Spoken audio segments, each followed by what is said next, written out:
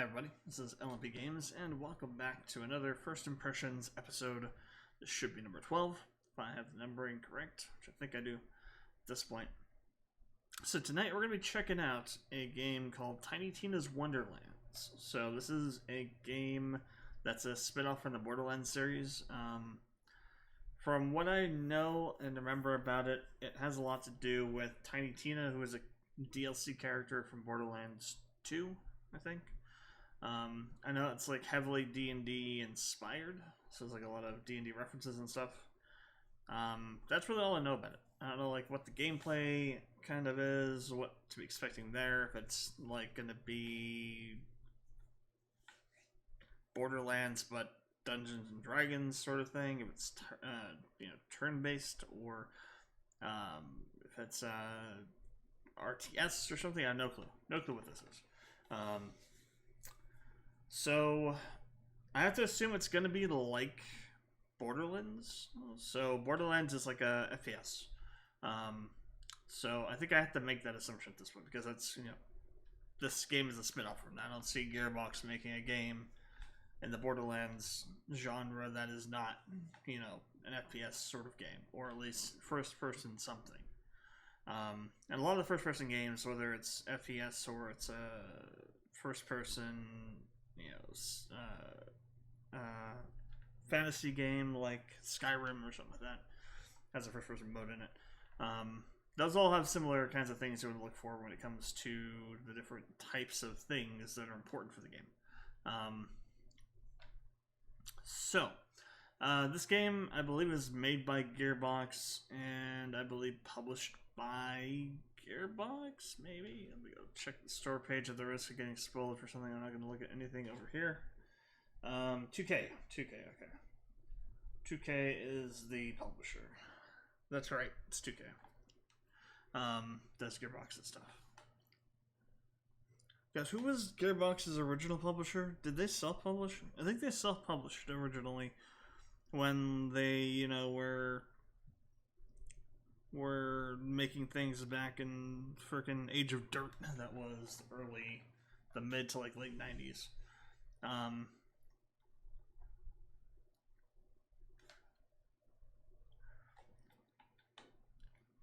I'm trying to remember the first Gearbox game that I played.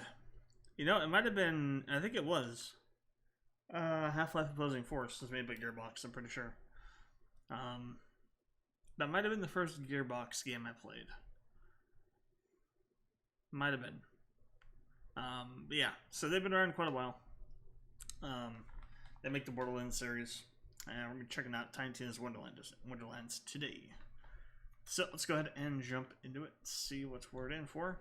Oh yeah, before we do that, what do I expect, or what things should we be looking for? So, we're going to assume first person something. Performance, so in terms of gameplay performance, anything dealing with first person, the more frames you get, the better off you're going to be. So the higher the frame rate, the better. The more performance the game is, the better. The more stable frame rate. Technically, frame rate doesn't really matter. People tell you frame rate matters. It doesn't really matter. What really matters is stable frame rate. You can have a game that runs at 60 some of the time, but drops to 30. You have a really bad experience. Got a stable game that runs at a stable 45. There's no issue, right? It's the same thing with like 30. If the game runs at a stable 30, it's going to be fine. There's no problems with that. Even if it's an FPS game, you're not going to have any issues with that. It's when it starts dipping below 30 and like going below that to like 20, or jumping up to 60 and coming back down to 30. Like if it's not locked at 30, that's a problem. You want stable frame rate, not just frame rate. FPS is good, but FPS is also dumb. What you want is the smart FPS, the stable stuff. You can run a game at 144 hertz, but if you can't run that stable, there's no point in running it at that speed. It's the long and short of it. So stable performance. We're looking for control. So control of your character, weapons, guns, whatever, handling. That's super crazy important for FPS games and first-person games in general.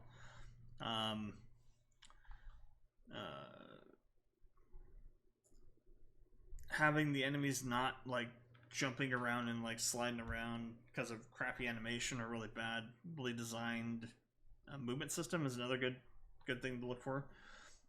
So that's like gameplay related. What else is really important for FPS? I mean, everything else is just fluff, you know? Graphics, sound, story, all the other stuff really doesn't matter. If you have the core things you need, which is stable FPS, as high as you can go, but stable, and proper character handling, and like weapon aiming and firing and the hitting of the things that you're shooting or attacking, and the proper timing, then everything else is pretty much just, you know, superfluous. Doesn't matter. Sure, I mean, as with all things, you know, good music, good story, that all adds to the game, but it's not really that important for this. I mean, there are tons and tons of multiplayer FPS games that have no story or crappy stories, crappy audio. The only point is just to go into a place and shoot at people and like do stuff. Like PUBG, for example, is a good example of that. The only real redeeming quality of PUBG is the you know, the gameplay mechanics. Nothing else really about PUBG is anything special, and really there isn't anything special about it. It's all about the mechanics and what players do. So that can be said for pretty much all FPS, multiplayer FPS games are like that. Because the amount of money it takes to make an FPS game that runs properly online is a lot, and you don't really have much money to put into other things. So, yeah. Now, for immersion's sake, let's also add in sound effects. Having the proper sound effects, especially for like an FPS, proper sounding gun sound effects and stuff like that, it's pretty important. It's not important for what we're doing, but if you want to say that immersion's also very important for you in an FPS game, that's the next thing you'll be looking at. Not story, not music, sound effects. I don't really care about that stuff, you know. I'm all gameplay mechanics when it comes to FPS games. Story and everything else second. So let's go ahead and load this up and see what we have in store for us.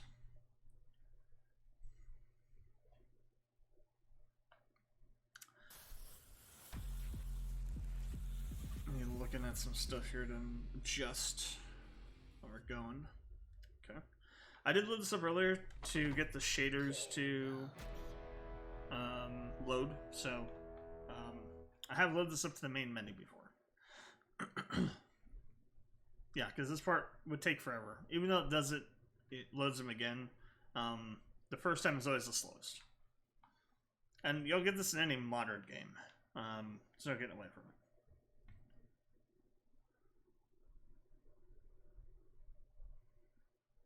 Which kind of sucks, you know, there should be a better way to handle shaders than have to build them in real time. But just given that the nature of what they are, it's kind of hard to, you know, do that kind of thing. I had to look up what all this stuff is. Like, what is speed tree? This is Unreal Engine 4 probably, I'm thinking. There's no way this is Unreal Engine 5. Tiny Tina's Wonderlands. Yeah, D20 right there in the front.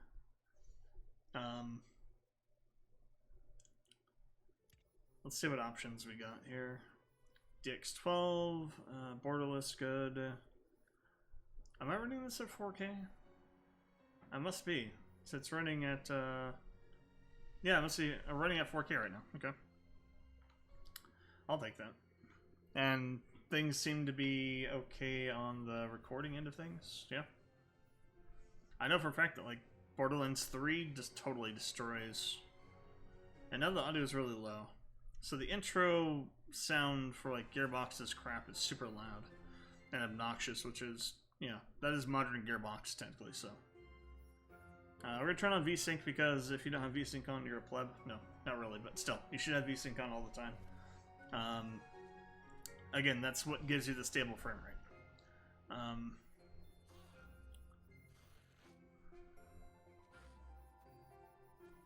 And also deals with screen tearing too. Field of view, we'll leave it at 90. Field of view is a little bit subjective. There's quite a few things here. It's good.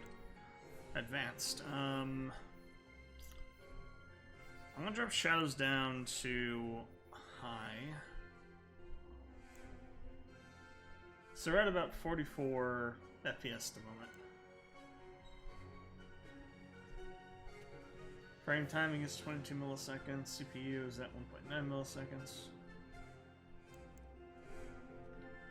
Let me turn this on again. So we'll drop the draw distance.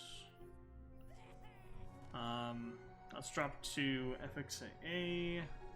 Drop to. Let's do medium shadow quality. Then give me like 1 FPS, didn't it? It's not worth dropping that though. I think that clutter will help. Maybe not. Okay, so down to medium on clutter helped a tremendous amount. Draw distance down doesn't really help. Oh, there's Tiny Tina, not so tiny. So draw distance, interestingly enough, doesn't really contribute much to the FPS. At least not in the main menu here. Foliage, we're gonna drop that down. Volumetric fog, we're gonna drop that down. I'm trying to get to 60, which we're kind of at right now.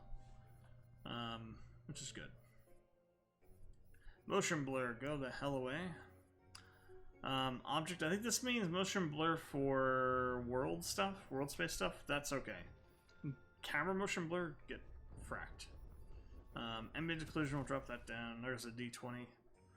AMD FSR2, AMD Fidelia, super resolution for not sure what. I'm assuming it's for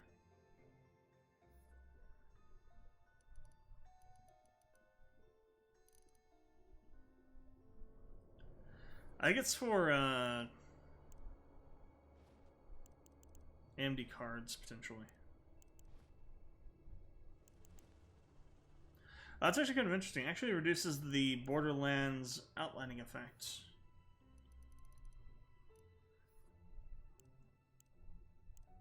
That's kind of weird. I don't know why you'd want to do that for. Okay, so we got ourselves near 60, so I'll take that. At 4K, I'll take that. Alright, so what do we got on sound? We'll leave all that. Actually, I'll put this on to hi-fi.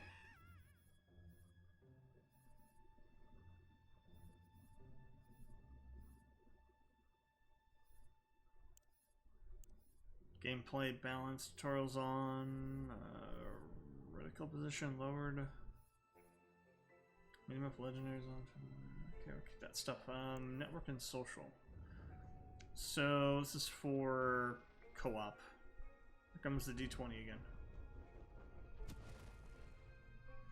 Accessibility. We have another game with accessibility options. First one of these was Solstice. So mouse snap to ADF snap to target. So auto snapping to enemies while you are aiming down the sight. Controller assist. Controller ADS snap. Controller aim recentering. Weapon ADS to hold. So hold or toggle. You know, I like toggle, to be honest. Sprint, toggle, crouch, toggle. Actually, I think we'll go sprint on hold. Camera head bob, we're going to drop down to 0.5. There's a lot of options in here. Mantle with forward on. Friendly reticle color. Friendly targets, okay. Neutral white, hostile red. You can change that color as you see fit. Cool.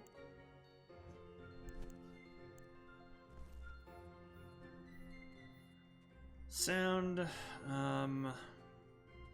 Subtitle size and opacity. Interesting. So there's some interesting stuff in here. Some of it's not really, like, head bob is not. This is not an accessibility option. This shouldn't be here. Well, yeah. No, it's not accessibility. Accessibility is allowing you to control and play the game if you have certain kinds of disabilities or things that prevent you from normally playing a game, like colorblind and stuff like that. Which I just noticed, there's not really a colorblind mode here. It's a big miss. Camera head bob, that should be on like general graphic settings. I mean, I guess you could say if you have like motion sickness or something, maybe that could be considered accessibility, but I still think that's like a normal. This should be a normal thing. All these like toggle to hold and things like that, these ones are definitely all accessibility options. I mean, I guess you could say that, and camera shake will drop that down a little bit. As you could say, like the changing of the color of the reticles, kind of, sort of colorblind mode-ish, but it's not really. So I'm going to give this game a half a point on the final score for their accessibility options, because they have some stuff, but they don't have the big critical ones like colorblind mode, and they really should. So half a point for those ones. Okay, I think we're good to go. Also, this is another game that takes control of your Corsair backlighting if you have it. If you have a Corsair keyboard that has backlighting.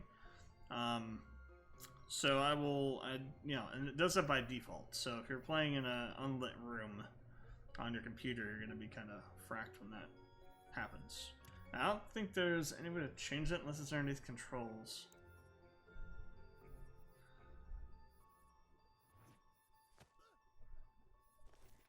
I don't even see it underneath controls.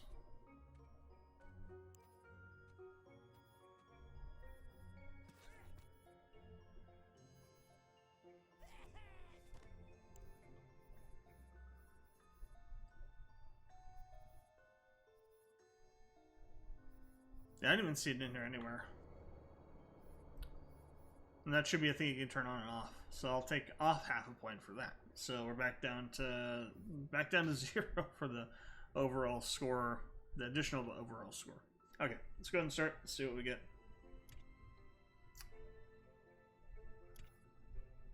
Balanced because we're doing normal and all these things. So competition. Everyone in the game splits the earned loot and must either learn to share or be quicker. Everyone in the game finds their own loot, encounter, or whatever. We'll do this one.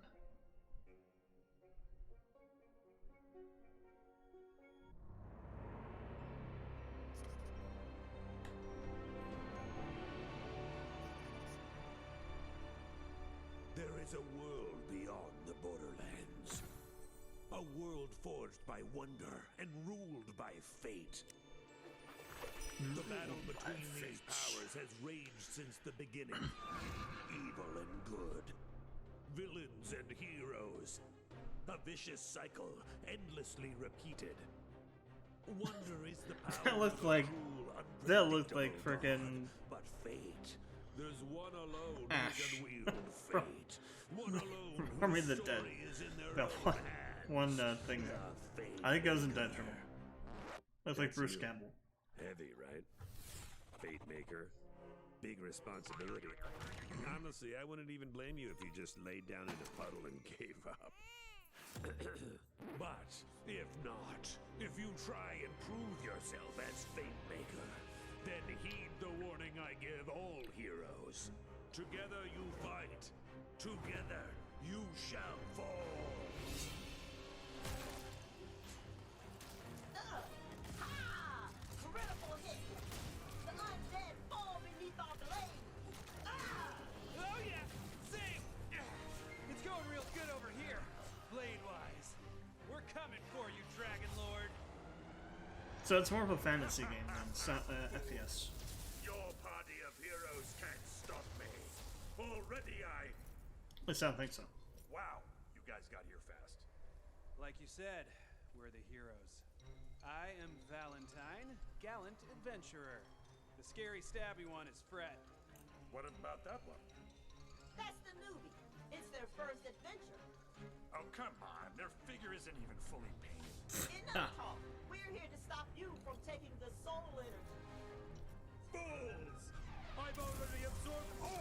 soul energy.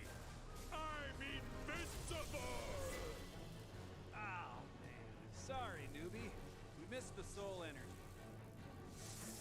Castles will burn! Babies will cry! More than usual, my skeleton armies will wash over the lands. More than usual. Looking bad. How do we win this? We attack together.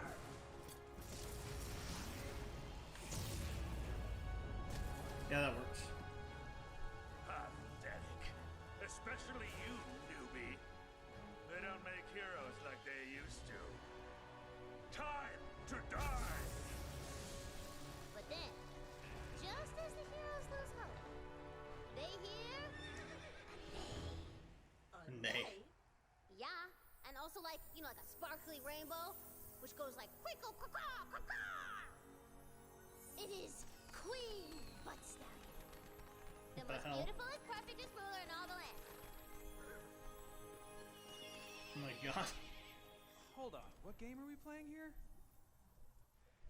We're playing bunkers and badasses, baby! And I, Tiny Tina, am the bunker master. So what I say goes. And I say there's a magical diamond by a corn named Buttstallion who saves the day. Butt stallion. Oh, What the hell? I was kind of hoping we would save the day. You will, Valley Girl. I just gotta set the stakes. Now, let's table talk. Cue Dragon Lord. But, Stallion, you may be the most beautifulest, perfectest ruler in all the land, but this time, I've won! But Buttstallion was wielding the coolest sword in the whole Oh world. my god. The Anime sword. Of sword.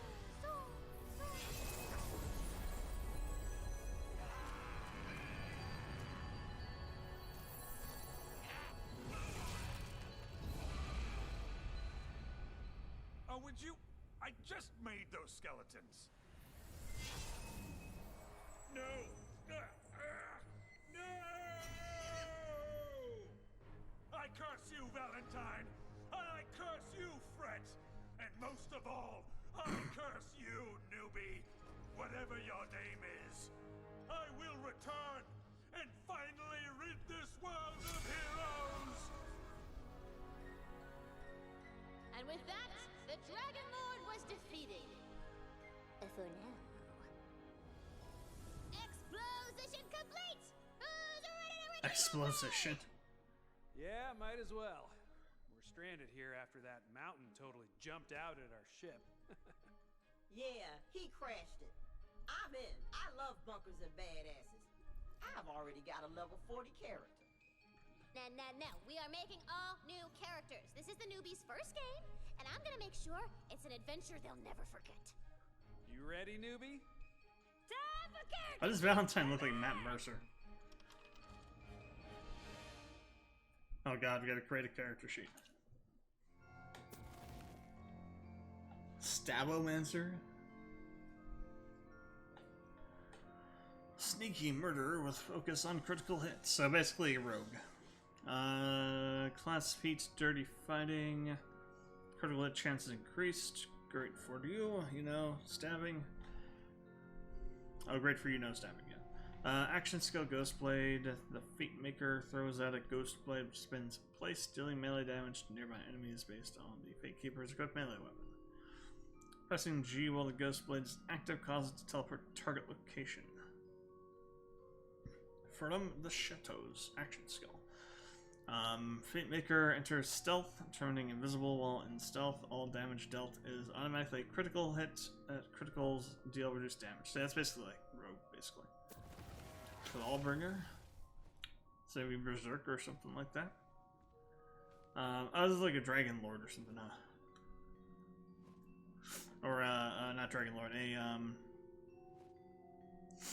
well, I mean, it's kind of like the Dragon Lord character, but Dragonborn. Dragonborn? No. Holy hell, I haven't played D&D in a bit. Essentially, yeah, the dragon race character you can play.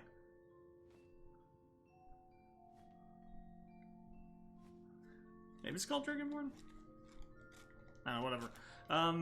Wyvern Tamer focus on fire and lightning damage.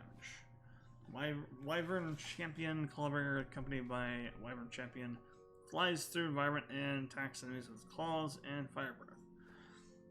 Cleansing Flames, the Fate Maker summons their hammer and slams it into the ground, dealing fire melee damage and creating a massive fire nova, dealing damage, fire ability damage to nearby enemies. Storm Dragon's Judgment, Fate Maker summons their hammer, hurls it, dealing lightning melee damage to all enemies that touch it, or that it touches, sticks wherever it lands, and deals lightning ability damage every second to nearby enemies. Pressing G recalls the hammer, bringing damaging enemies along its path. That's kind of interesting. It's like Kratos thing. Mage class, obviously spell shot. Let's see. Casting a spell, reloading grants Maker stack of spell weaving, increases spell damage. Spell weaving stacks automatically, decay over a few seconds. Polymorph turns into enemies in a harmless skeep for a few seconds, whatever that is. I guess it's like a skag, but for whatever, you know, the game's version of skag is. Ambihextrous, Fate Maker may equip a second spell in their inventory, so basically dual wielding spells. Okay. Why is it G and not R? Right click. It should be left and right click, right, to cast left and right hand spells. I don't like that.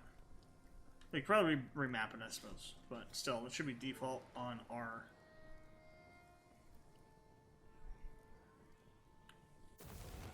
Graveborn, so Necromancer, I'm guessing. Class C, Demi-Lich Companion, accompanied by a floating Demi-Lich Companion. Targets enemies at range with dark magic damage, dire sacrifice. Fate Maker sacrifices a portion of their health to deal dark magic ability damage and dark magic status effects to nearby enemies. Reaper of Bones. Fate Maker is fully healed, gains increased dark magic efficiency, and deals bonus dark magic damage, but their health takes ever increasing amounts of damage per second. When you would die, instead become invulnerable for a short duration, and health is restored. Does that only happen once, or is that happen continuously? Like, will this take you down to almost dead, then re-heal you, and then you'll be invulnerable, and then continue going, right? Or is this, when that happens, it stops? It's interesting. Spore Warden? So like a ranger. Mushroom Companion. Gatekeeper's coming with a Mushroom Companion that deals nearby that targets nearby enemies and deals poison damage. Barrage.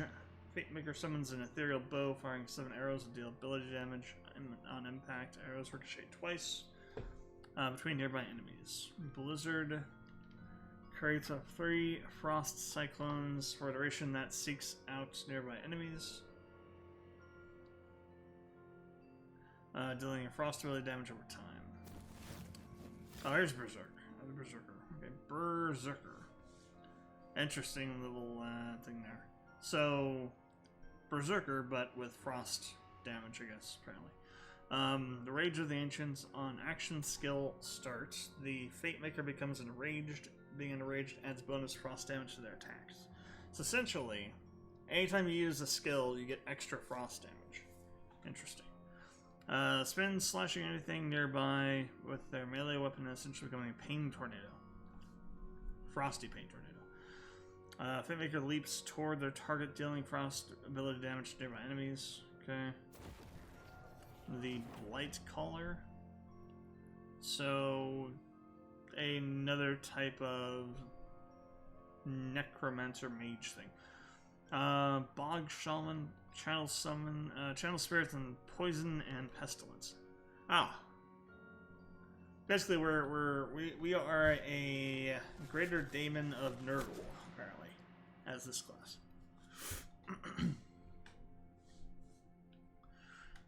Whisper of Rot. Whenever Fate Maker applies a status effect, they deal increased elemental damage for duration. Stack can effect against stack. The Bog Totem. summons a bog totem companion, which spawns swarms of spooky elemental bog spirits. Plague Storm. Fourth, Plague Storm, dealing poison damage over time in an area and periodically releasing elemental bolts that target random enemies and deal random elements damage. Interesting. Stab them. Okay, so those are all the classes. To be honest, I think I like the Graveborn or the Spell Shot. I'm not sure which.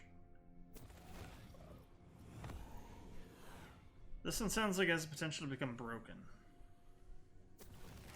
So does this one, though, to be honest. Blight Caller.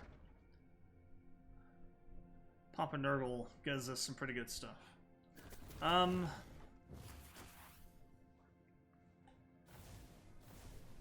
We're gonna go with the Graveborn.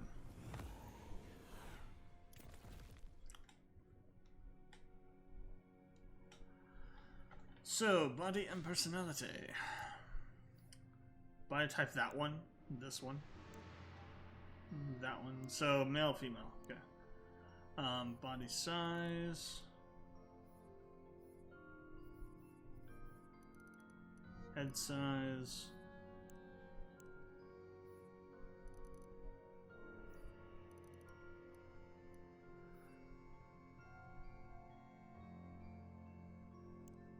Oh yeah, I've got the goods. Ha! Justice is always in fashion. I'm at a loss for words at my beauty. Oh, yeah. I definitely made the right choice. What suits me? I could do with a change. I'm so over it. My image is in need of refinement. That's weird, there's only That's one. who I am? Well, you look at that. Gotta look good for my date with death. Behold! Or whatever. Is this who I am? Weird. Begin afresh. My image is in need of refinement. I must evolve yet again. Something has to change. My form is ephemeral. Begin afresh. My image is in need of refinement. I must evolve yet again. My form is ephemeral. Something has to change. Begin afresh. My form is ephemeral. My Huh. image is in need of refinement. This voice picture is actually pretty good, to be honest. I must evolve yet again. My image is in need of Something has to change. My form is ephemeral. Begin afresh. My image is in need of refinement. My form is ephemeral. I must evolve yet again. Something has to change. Begin afresh. I must evolve yet again. Yeah, it's actually interesting. It's not really changing. I think it's like a threshold thing where it's actually switching to different voices, right? My form is ephemeral. My image is in need of refinement. Begin afresh. My form is ephemeral. Something has to change. Huh. I must evolve yet again. My form is ephemeral. It doesn't sound like it's supposed to be doing anything. I mean, we go to the high end, yeah, but the low end, that's like doing small changes in the low end doesn't seem to really do much. So I don't know if that's just because this isn't doing what it says it's doing, in which case it's actually crappy. It's a bad mechanic. Or it's just that subtle, I'm not sure which. Begin afresh. My form is I make heroism look good. I make heroism look good. Ha ha! Now this is the look of a hero. I must evolve yet again. Something had. My image is in need of refinement. Something has to change. Yeah, we'll keep it with the strange. I like that one.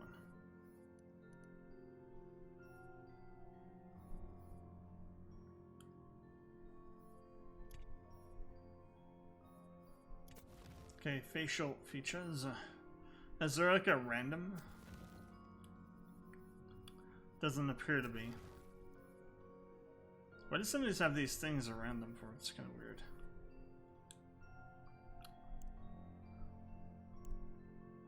So it's not really okay. So you don't really have a slider. It's just you have presets you can choose from. It seems. Interesting.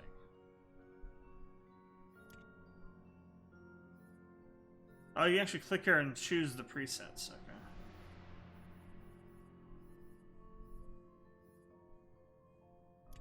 It'd be funny for this kind of face to have that voice. Newbie skin.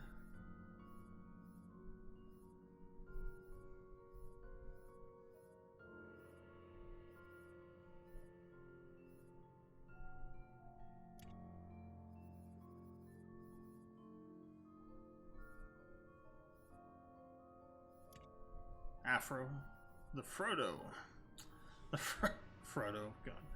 I can make a capital layer. The hell? It's Nergigante.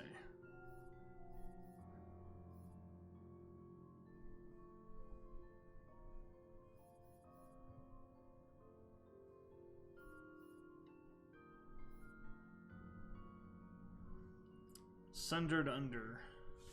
Almost like a cloud sort of hairstyle. Let's go with that one.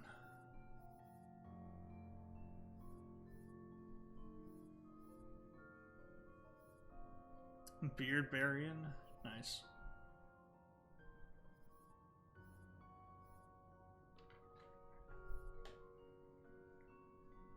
Courtiers, Quafer.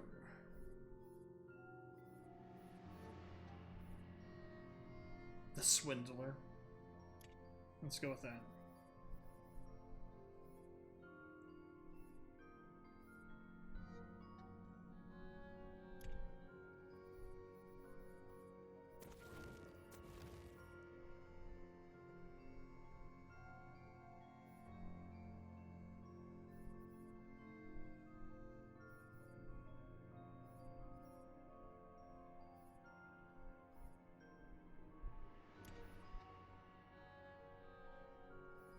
Okay.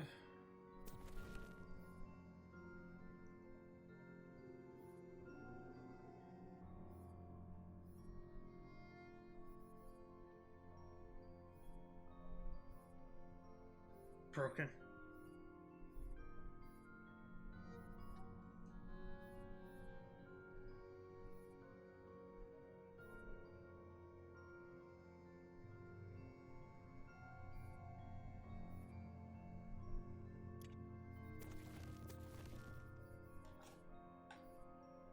Like if we got some options at least.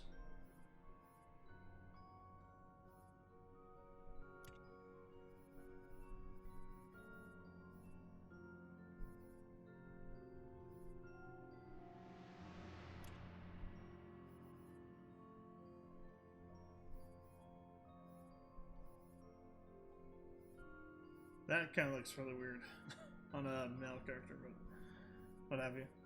It's also weird. They're not really eyelashes. It's like a blob of color.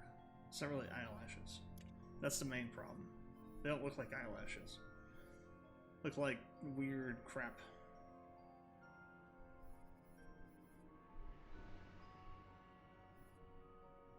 Oh, this is kind of cool. Wide aperture.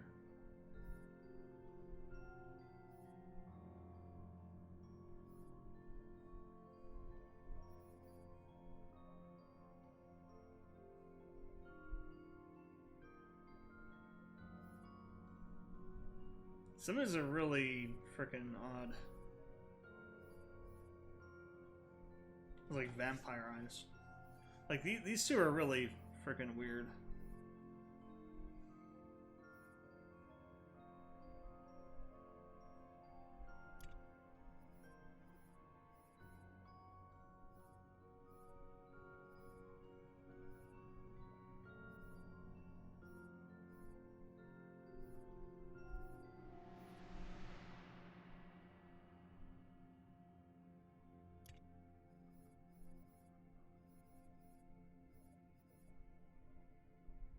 So you can turn off eye symmetry, and then you can do the other eye the way you want to. It's interesting.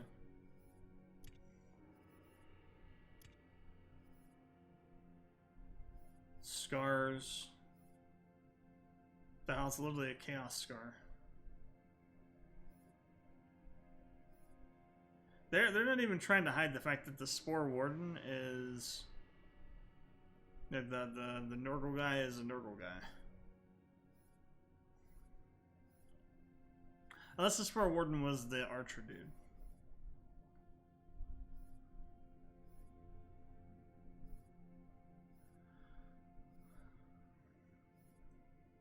Really bad shape. Skeep attack.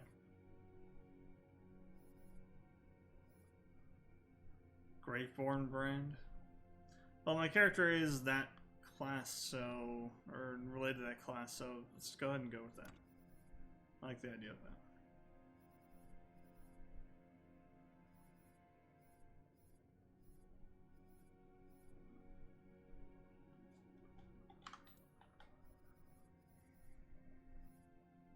You can't change the scar color though.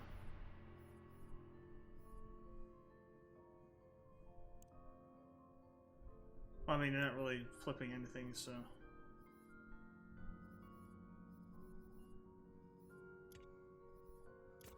Armor decoration.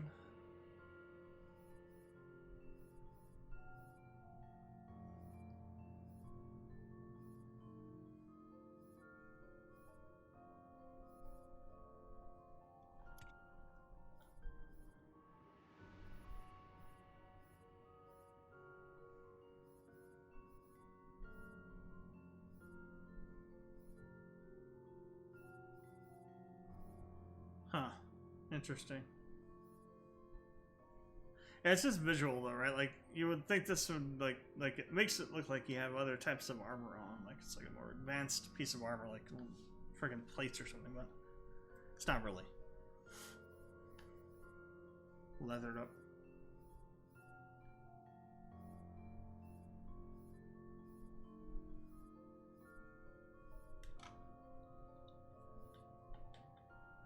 Chainmail. What tatters? What's tatters? It's a reference to Fellowship. Noble Flattery. Magic Doodles, what the hell? I think we'll go with this, actually. I like the look of that. Primary color.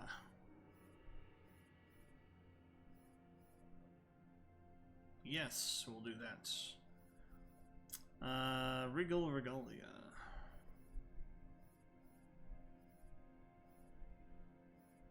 Holy hell. Wonderstone.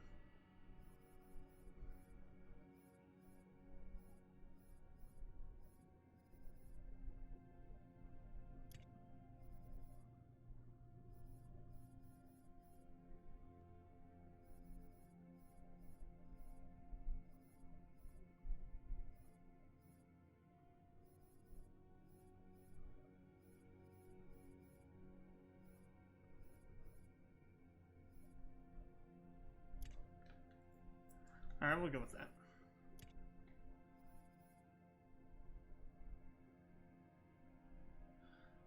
Okay, so you can actually turn on all the sliders if you want to, I guess.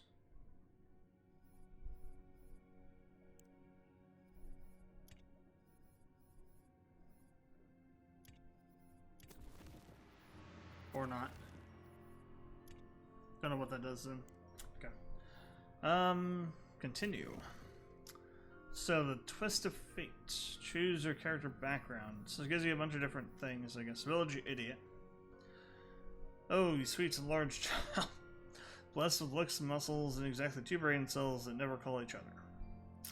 You are made in the image of the gods, specifically Belithian, god of himpos. You are always destined either for greatness or to be legally categorized as construction equipment. Raised by elves. Don't really like bringing it up, but you grew up with in an elven commune. Stage out of uncooked leaves, and tree sap has left you light on your feet but scrawny. Also, if you hear one more harp solo in your life, you're gonna lose your gourd. Failed monk. Powerful calling led you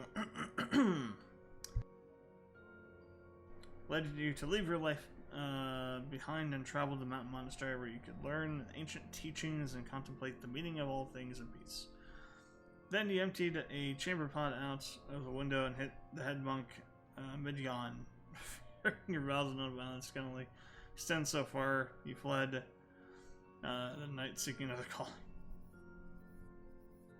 Nerfed by the bunker master. Low dexterity, but everything else gets a buff. Interesting. Like the one goddess from that one mythology we're trying to stop naming things after. He burst forth fully formed from a god's head. You're let's see. You're good at pretty much everything. In fact, too good. Bunker Master didn't mean to give you this character, so here, take a dexterity hit. Yeah, that's probably balanced. Apprentice Barnacle Scraper.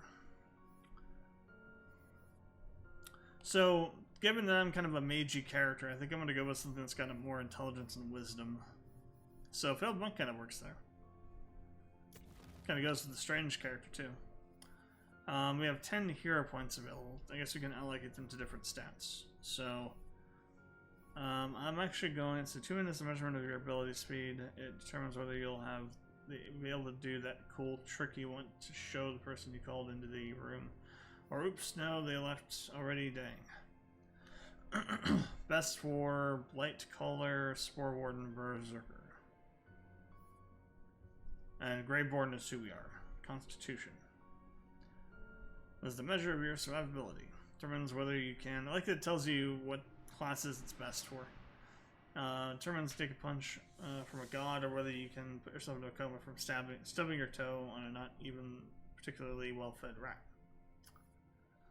I'm guessing that the order also matters, so like it's the least important for Graveborn, whereas like intelligence and wisdom are higher.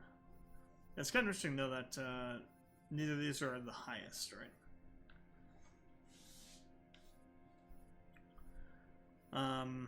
Wisdom's measurement of your elemental damage output determines whether you leave a trail of smoking skeletons in their wake, or if they can shrug you off with an over-the-counter sunblock. We have +6 to that from our background. Intelligence is the measure of your spell casting speed. Determines whether you're fastest caster in the whole wizard school, or better off hucking sedated doves at your enemies.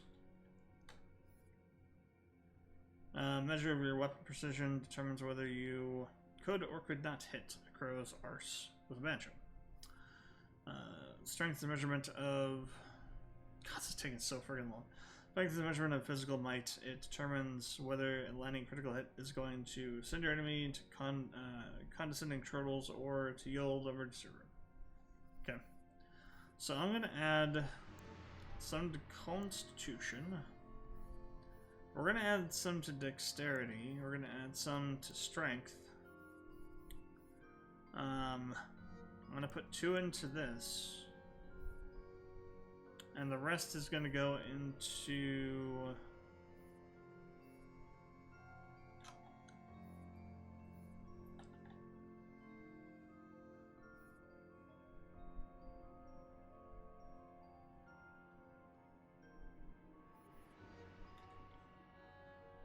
Or is this skill cooldown period? There's no other ability that it applies to.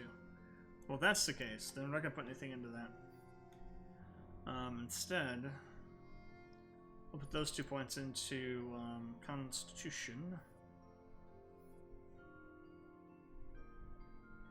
And you know what? We're going to put the rest of them in here as well. We're going to start with an 18 con. Graveborn.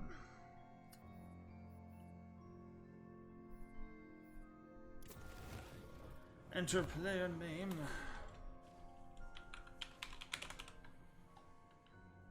Well, let's actually give it a name, I guess. So we're a necromancer-ish thing with that was a monk, isn't a monk anymore. We got some pretty good constitution going on.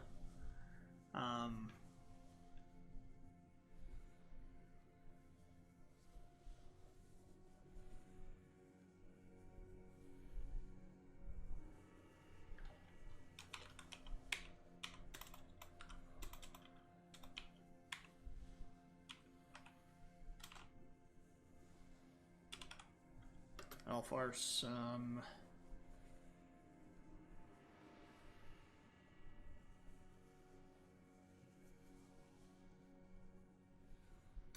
now, do I want to give myself a last name or do I want to give myself a title? Whatever that is, like Alfarce the Broken or something like that, or an actual last name.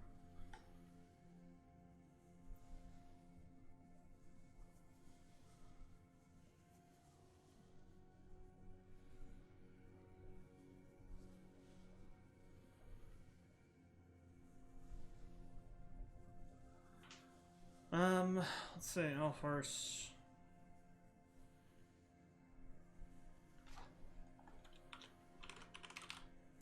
Wow, I can't see the freaking keys because the game has turned off my backlight. Hendrik, there we go. Alfarce Hendrik.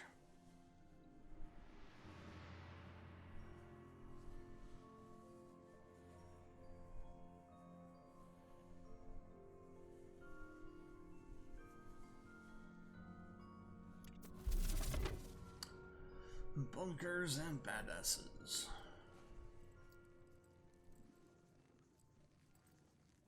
Time's up! Okay, Valentine, you've just drawn your own face over the character sheet? It said draw your hero, and I'm my own hero. God. Okay. And Fret, it says your starter sword does murder 1,000 damage? Murder My bad, 1,000 I left damage. off a 0. Okay, no plan! Fred and Valentine can't be trusted with pencils, let alone dice. So it is up to you, newbie. You are the fate maker.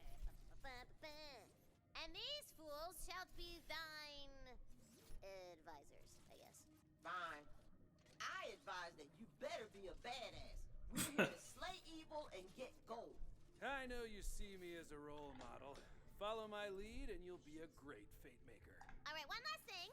Bunkers and Badasses is a role-playing game, baby. That means you do not break character voice. Kapiski?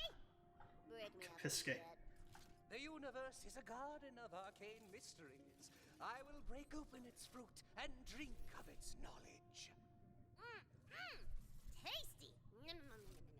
Prepare to enter a world of fantasy. I don't see anything. You gotta imagine it, knucklehead. Just close your eyes and wonder. You have arrived in the Snoring Valley, an unassuming and peaceful corner of the kingdom that harbors Hadar. Okay. So basically moving. You journeyed far to be here, heeding the call of the queen herself. The queen herself! What could she want of us? She fears the Dragon Lord will soon reawaken. You must find his tomb and prevent his resurrection. What I'm hearing is we get to whoop his ass. Here's a little cheat sheet to track your health and map and stuff up. Blue diamond icon's a waypoint. If you're too far away from a waypoint and it doesn't print a HUD, follow the arrow of the rim of the map to get closer. So we got the health down there, character, and the level at the bottom there. Okay. So we got some money. Okay, the mouse is a little bit too sensitive here. Let's see if we can do something about that.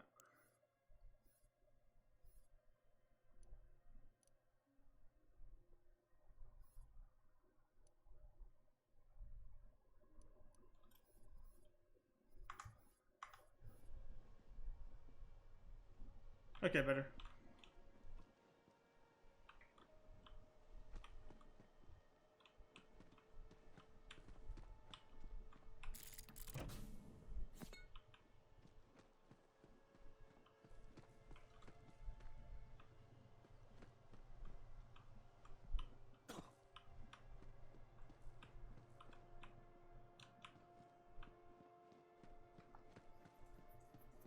Follow Clopping Road. Okay.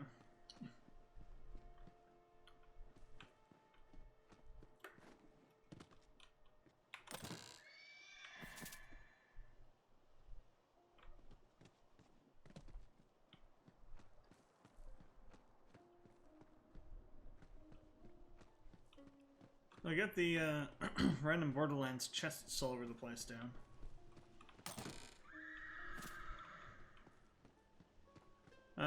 Picked up gold, complete. Oh, okay, that was a minor quest or something.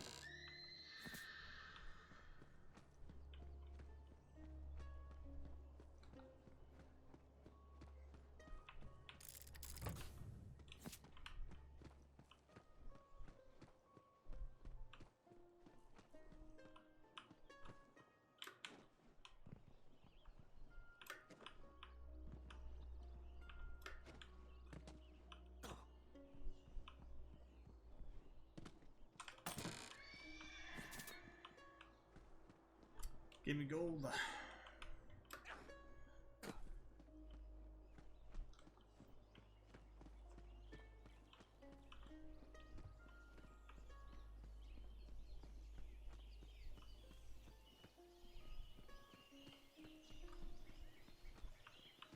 So far I haven't been able to go into any of these, so I'm expecting that to not change.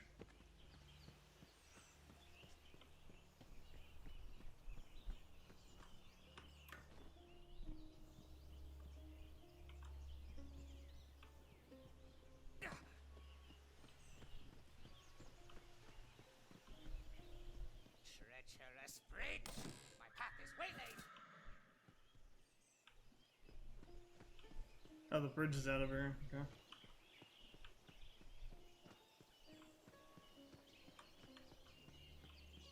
You recognize one of the Queen's Waystones. It seems to call to you. The Queen's magic enters you through the stone, granting you the power of... Aura! You now have magical sight and hearing, baby. Queen Butt Stallion! She's guiding us on our quest! Sure enough, baby. A trail of spectral hoofprints leads off into the woods. So we have managed to find the Baroni Kingdom, apparently.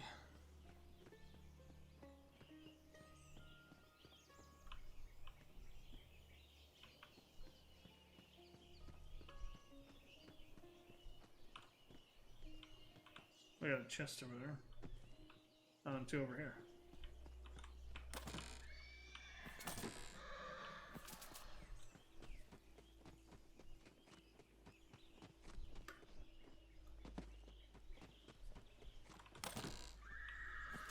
I don't seem to have any abilities yet.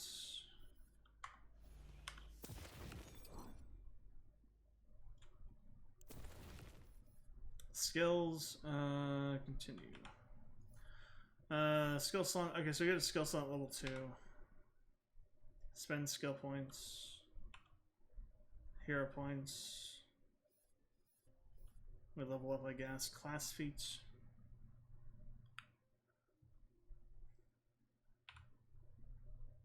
We actually do, so we have multi-classing, interesting.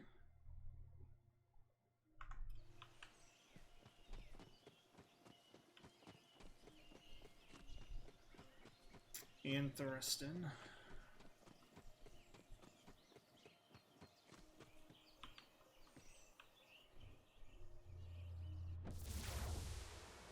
We lose gold, okay. So it's like Borderlands where you die. You revive at one of these places when you cost you money. New character meet. Nice. What the hell? Same character sheet, new character meet. What the hell? Borderlands always has like the best death quips or whatever, you know, like when you come back at those stations. So it's awesome they have those in here too. The hell was that one though? New, same character sheet, new character meet.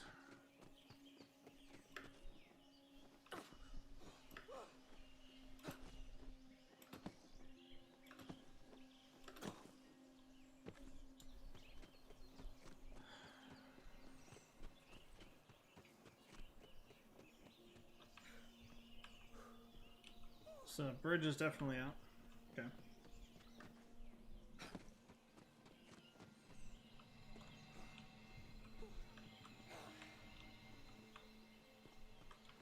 So I cannot re-engage this to do things.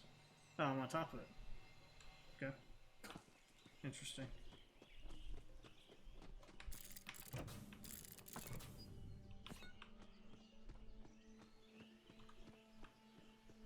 A fallen tree bars your path. What you gonna do about it, huh? I cast Identify Tree. It's a species called Jumpus tutorialis. And weirdly, it only grows in this one valley. Jumpus tutorialis. Oh god. The cringe.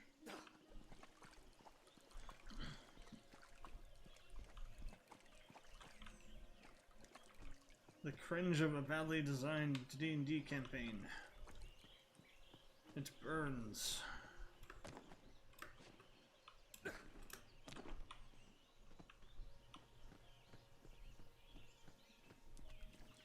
Which I think is entirely intentional.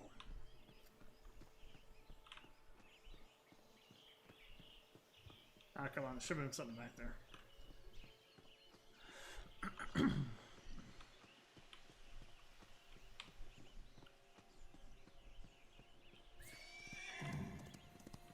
Ahead, the glint of edged steel beckons you forward. Some hot lumberjane has left her axe in a stump.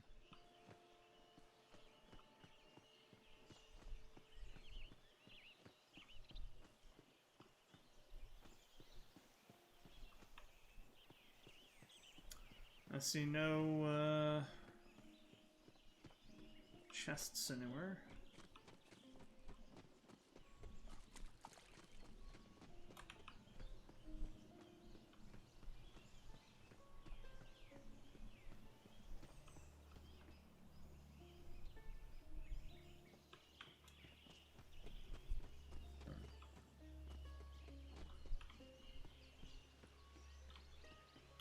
So far the game feels okay to control. There's a little bit of like micro stuttering going on, which is kind of annoying, but to be expected. Oh cool, we actually have a thing here. Hatchet of Downfalls. So status effect change and damage is reduced, but melee damage is also reduced.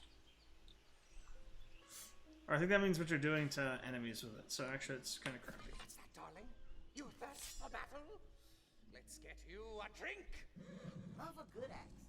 Great for cleaving, hacking, even a good old-fashioned chop-chop. A cave mouse sits covered over nearby. If only you could get in. So the magical hoofprints continue through the cave. The rocky ceiling dips below the ground. A true fate maker knows when to stand tall. Ammo? And What the when hell? to crouch.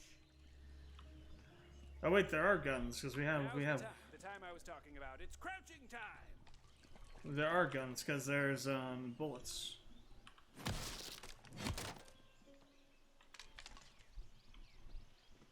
Unless it's just literally a Easter egg, which it might be.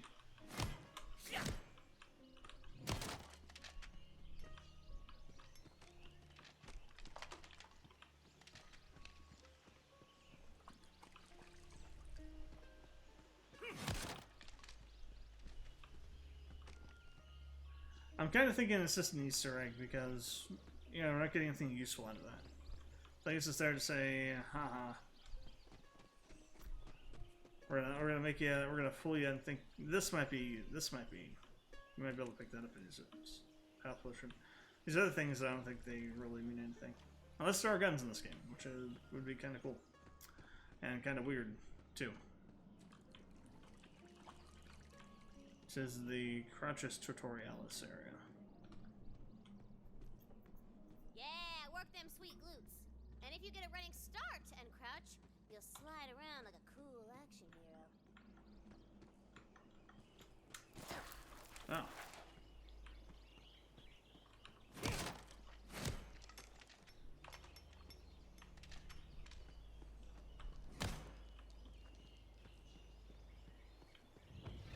Got a new thing there.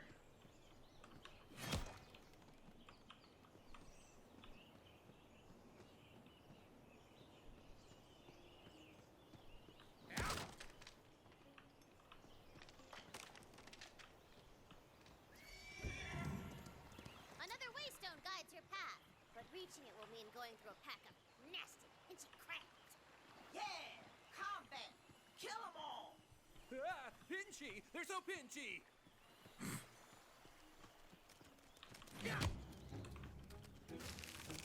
Oh. Surely you knew you were doomed.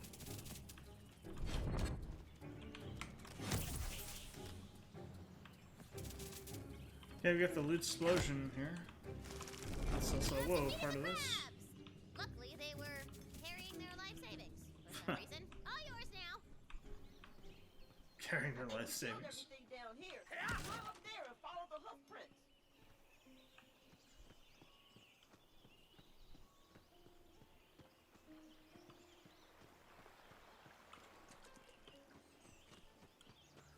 Okay, so this definitely has the Borderlands charm to it. Nothing behind the waterfall. 0 out of 10 game. Trash game.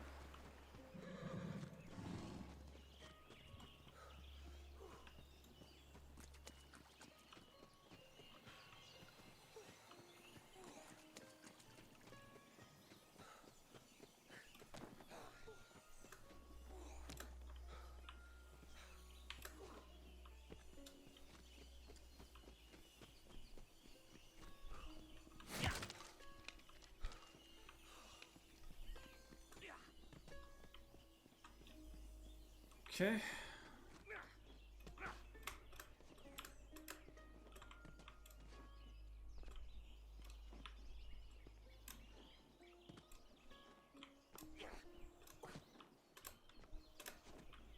See if we can boundary break this here.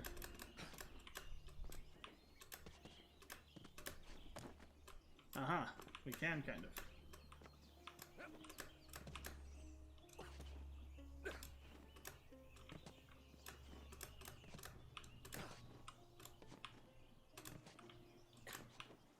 So what's back here?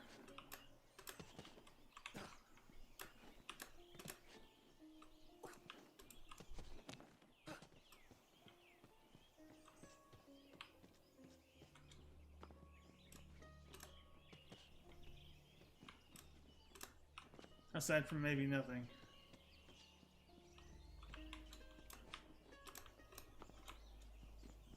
I just thought you could come up around this way. So we did the hard way. We came up here the hard way.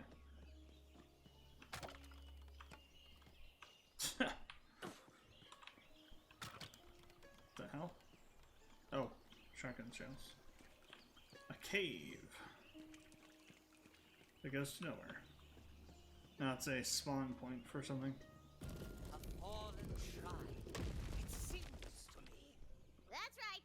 The Queen has ruled the Wonderlands since I was but a humble player, like you, Bing Bones. Definitely not a word She's wall. foreseen your arrival and left a powerful weapon for you. The weapon of a fate maker. Like your bing bongs? What the frick?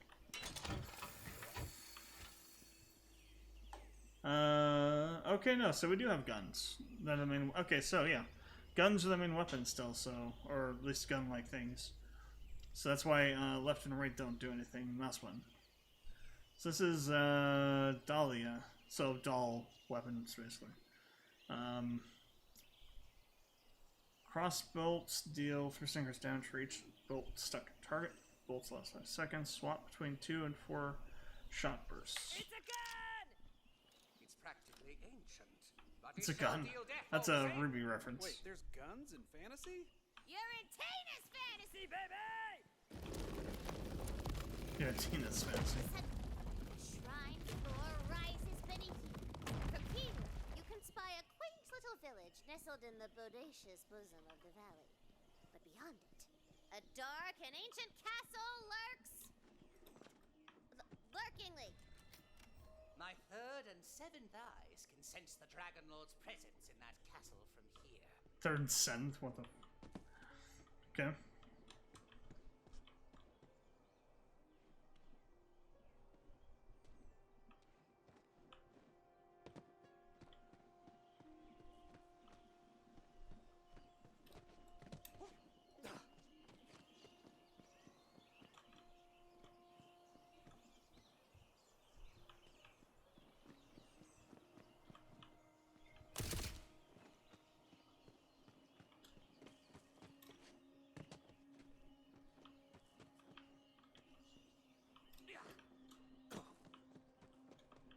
Nothing up there?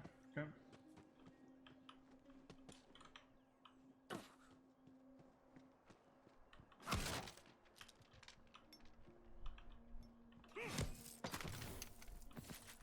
Ah, ammo. Okay. Whoa. So, how do we get down from here? Do we just jump? Seems that'd be fairly dangerous. But I see no other way down. Okay. Fall damage is maybe not a thing until much higher. Fate Maker, you will never Rabula?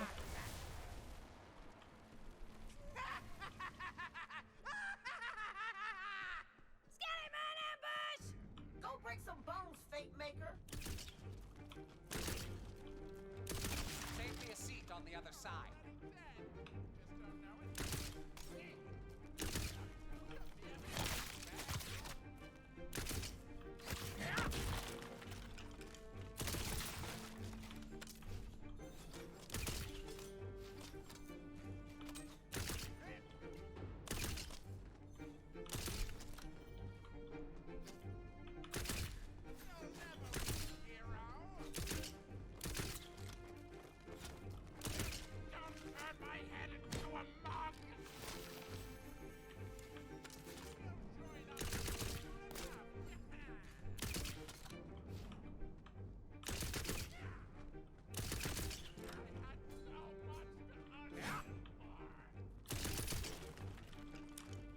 Holy crap, they might reach the Dark Master! I gotta book it! Yeah, whatever he's talking about. There's a loot chest up on that tower. Get them loot. Get them loose. Faithful servant of the Dragon Lord. Tell me where his tomb is, or I'll make you a skeleton too!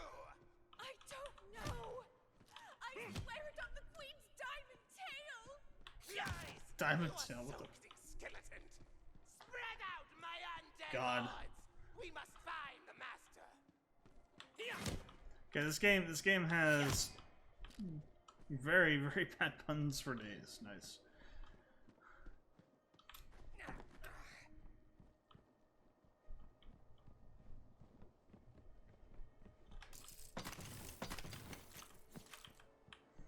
It definitely has a Borderlands style of gameplay to it. What the hell is this? Oh, it's a shield, basically, a ward. So... a Shen. Capacity 77. Ooh, you found a ward. That's like a magical shield above your health. Pretty sweet. Actually, it should be more because I have that massive con value.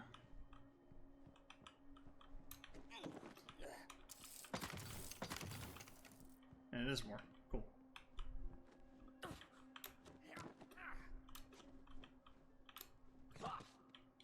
Well, I wanted to see if there's something over there, but I guess I'm not going to do that now.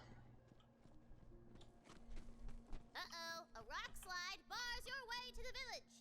We're ruined! All is lost! Very heroic. Tina, can we blow up the rocks? Sorry, it's impossible.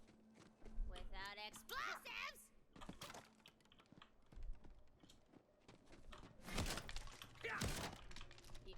You gotta shoot him if you want them to explode.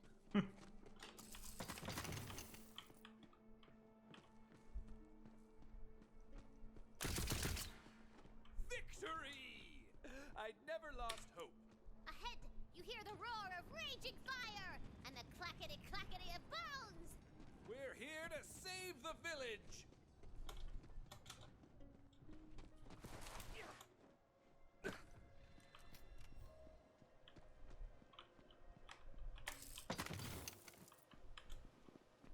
Ooh, the village is already ransacked and crawling with skilly men. We're here to avenge the village! To avenge the village.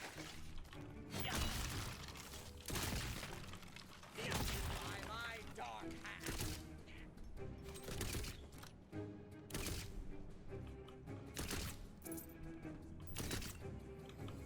Okay, so you also have like the badass ranked stuff where you get essentially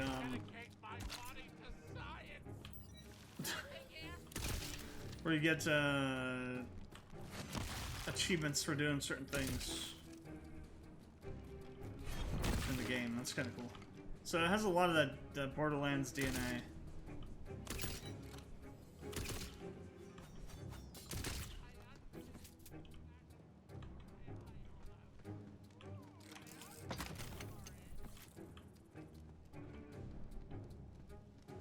That person's had a better day.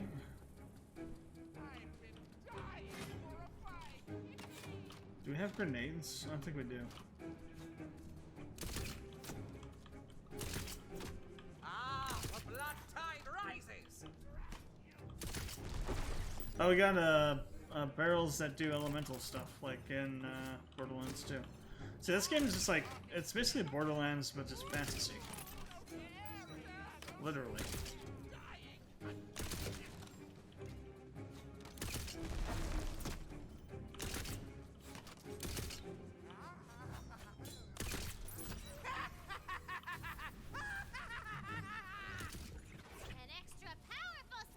Badass skeleton.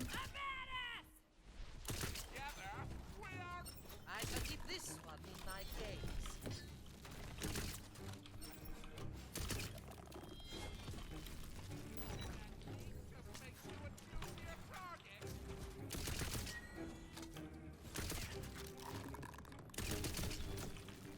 What's with this D20 over here?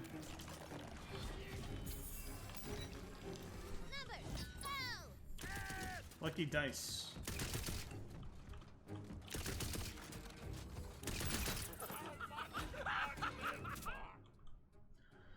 Action skill unlocked. So, okay, so it gives you extra loot. The lucky dice does, based on your roll, I guess. Now I can get first action skill. A single villager remains alive in the carnage. But she looks bad, baby. She looks like she's about to die.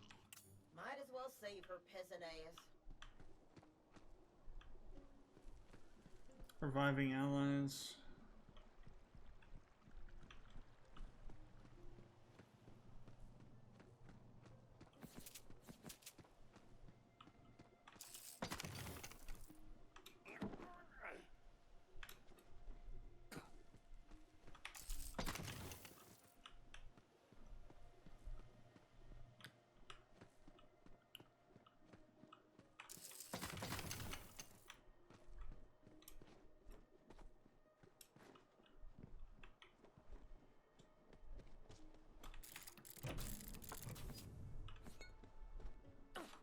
New points available. So we have Dire Sacrifice now.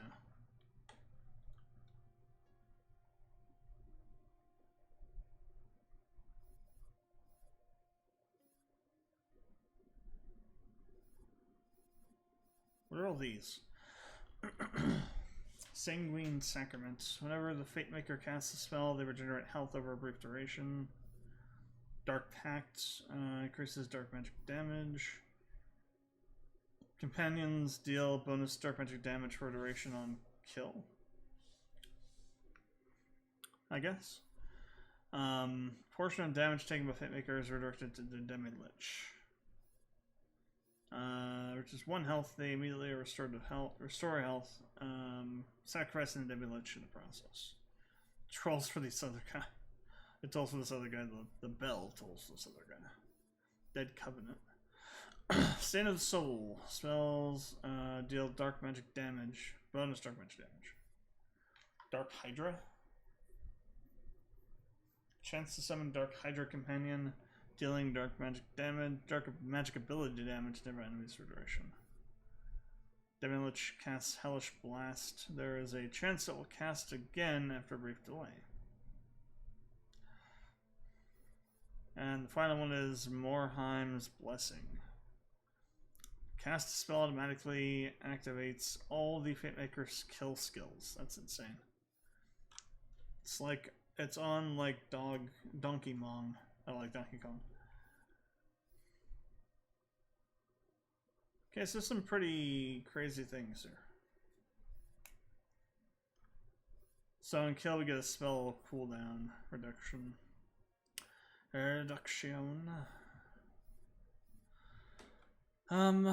Let's grab this.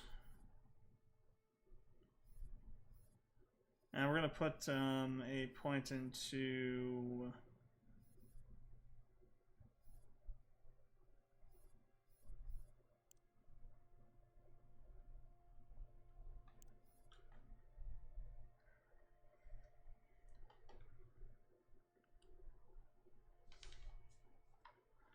let's add to critical.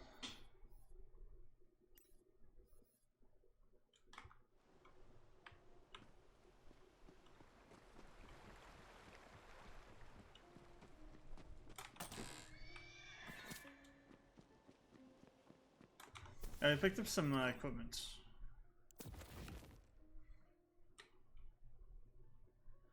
Central command equipped.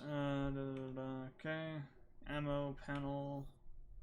So it's gonna be similar to, yeah, so we got like slots for weapons and such. So we have this Dahlia weapon. Thumbs made of the snake. Item score 64. It's a uncommon. Increased melee damage. Zoom is enhanced. Target takes 3% increased melee damage for each crossbow stuck in target. And sauce between 2 and 3 shot. So it's instead of 2 and 4, it's 2 and 3. And we have a new, we have this new hatchet with downfalls. Uncommon.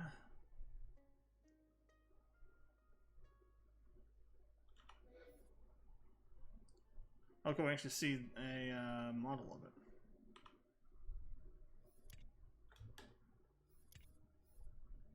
Oh, interesting. So each part has a different set of attributes. That's interesting. I wonder if you can upgrade the individual parts of weapons in some cases. How do we compare this against what I have?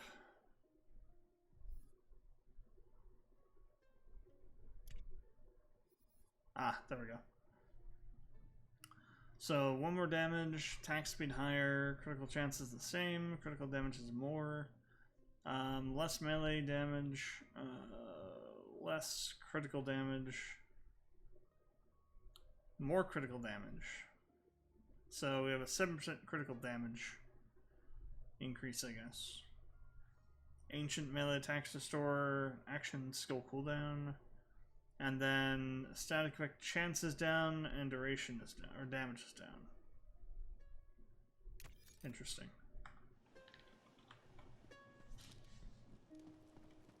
So guns are now crossbows, I'm taking it. So that means that when we get to the automated machine gun stuff, we're going to have automatic crossbows. I wonder what the grenade launcher, rocket launcher is going to be like. Peasant ass peasant.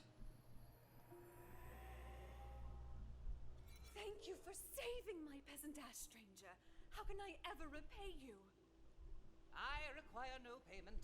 I seek to prevent the Dragon Lord's return. You're a fate maker. I knew the Queen would send us a hero. The tomb is in the crypt below Castle Herofast. You must hurry before his minions find it. The tomb is inside a crypt. The perfect hiding place. May the Queen's favor see your noble quest through.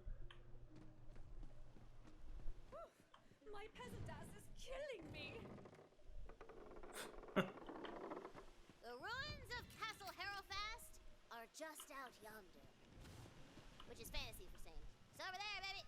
I sense the Dragon Lord's presence. His tomb is somewhere beneath these ruins. Find him, fellow skeletons! Wait. I thought we already beat the Dragon Lord. You and where you like to go? But how do I use my ability?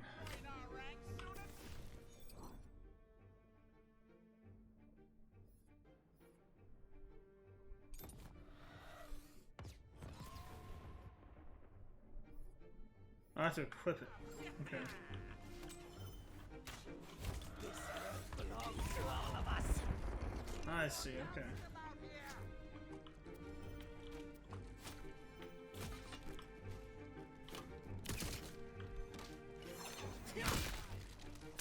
Their fate is in darker hands now.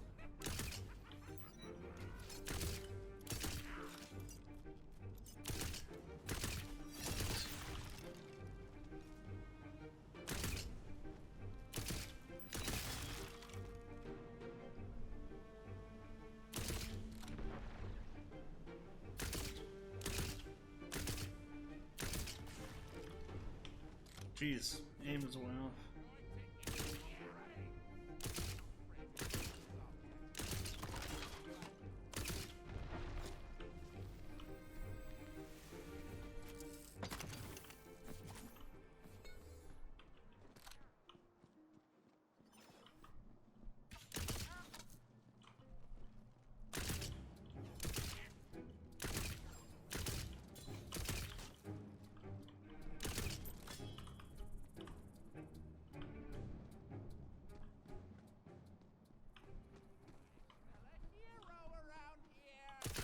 Okay.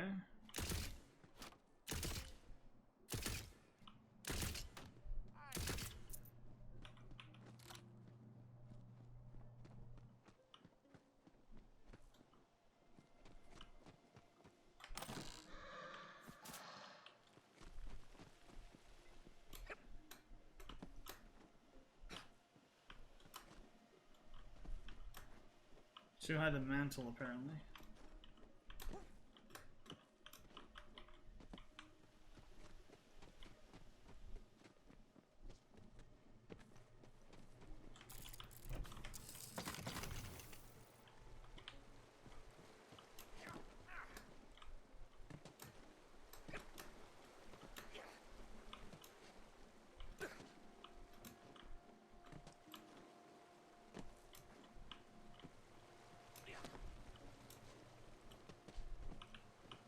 Huh.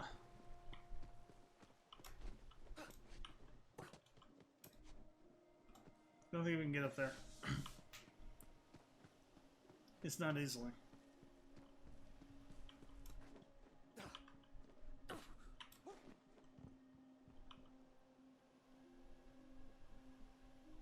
There's not really anything over there anyway, I guess.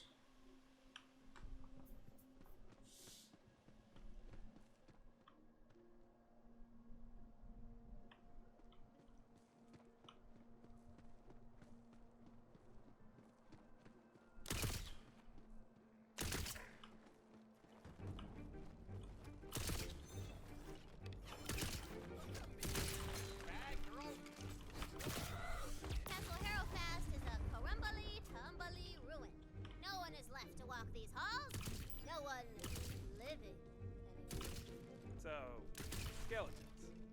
Oh, yes, girl. You're picking up what I'm doing.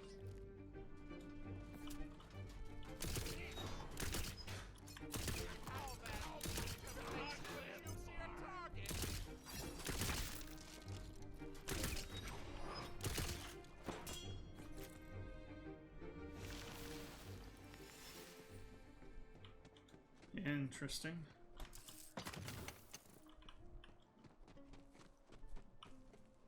Those guys remind me of, what are those guys called from Borderlands 2? Juggernauts, I think? The big guys that, you can shoot the heads off and they still keep coming at you.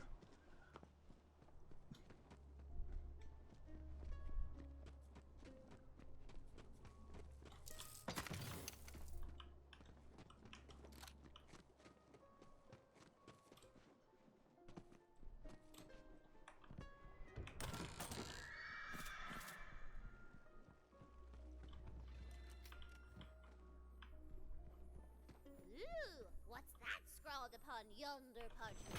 Verily, 'tis a poem. Surely the author would be glad to see. Banner color full moon. So cosmetic things, okay. Like in Borderlands. Cool. When you got more than one gun, you can switch between them. Keeps combat spicy. A jambalaya.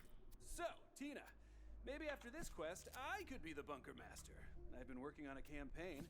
It's got orcs and kissing. No.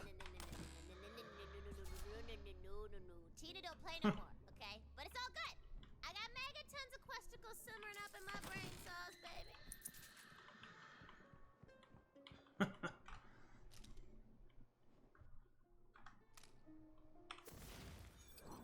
So I want to see. We picked up some crazy looking stuff. Nightshade, SMG, kind of thing. So does frost damage per second and has 7% chance of something. Slows enemies. It's also between fully automatic and semi-automatic. 5-shot bursts and semi-auto.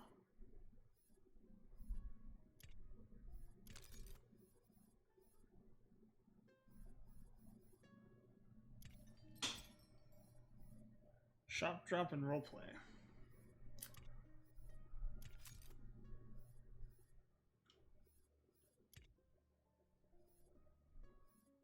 What's this? What slot is this?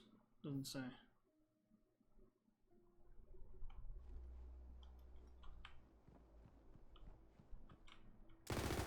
Oh, this is literally a gun. Okay.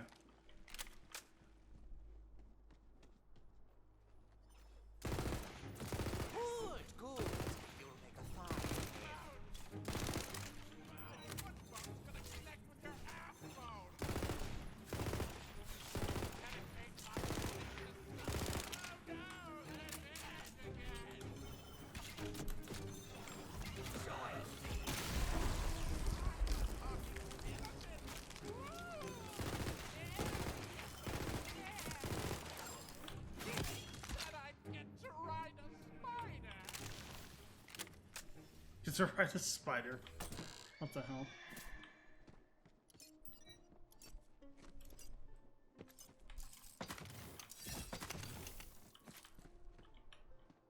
Okay, this game has my attention. Definitely has a lot of the Borderlands spice to it.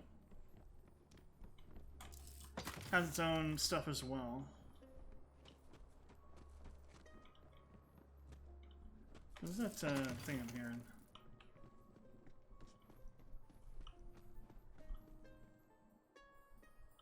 Oh, it's a die up there. So somebody get there? Over here.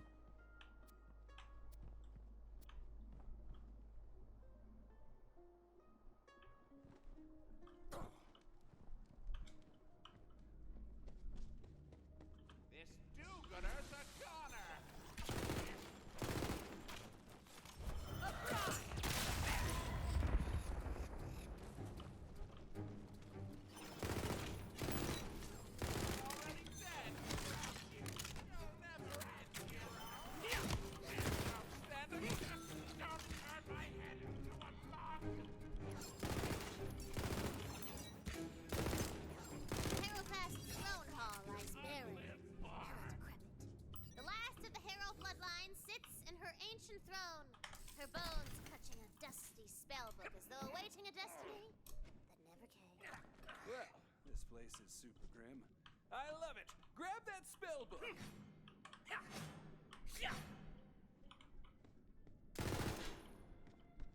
You would think you could like drop this the way it looks, right? Oh, because we need to, but we can't do it yet. We actually do need to do that, though. Okay. The game's like, no, you gotta grab this thing first. What is this? Magic Barrage. Conjurer. Magic, my muse. I have ached for you. With the spellbook equipped, you can cast the frost spell contained within. Ice magic is extra strong against the undead. They got none of that greasy flesh to keep them warm. Now, how how do we get into the tomb crypt? There's gotta be an entrance around here somewhere. Hidden.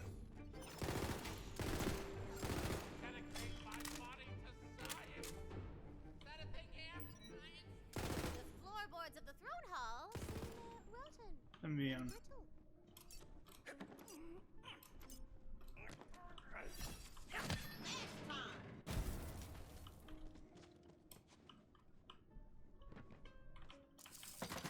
Okay. This is the kind of game I'll have to go for a bit longer than I normally would. So we'll go for like a little over 2 hours, I think.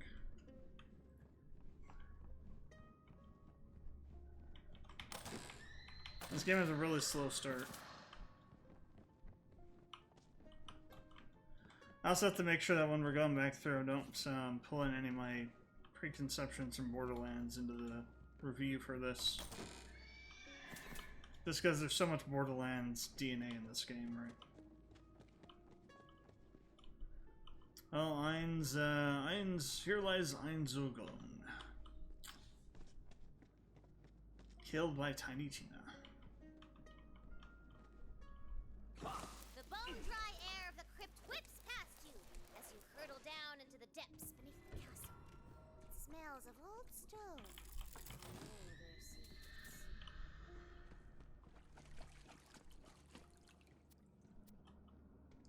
Scroll. Last words of Duchess. Oh, it's a. Okay. Sucks. My servants suck. And prophecies? I spit upon prophecies. Tuh. That was me spitting. Because they suck. For 6 generations, my family has clung to this stupid prophecy. The Harrows must guard over these lands, lest a great evil rise again.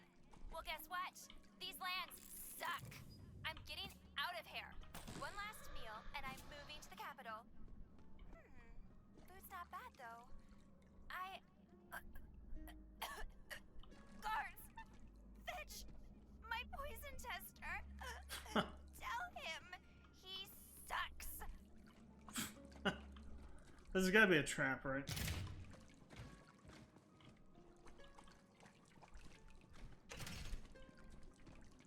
Yeah. It's an obvious trap.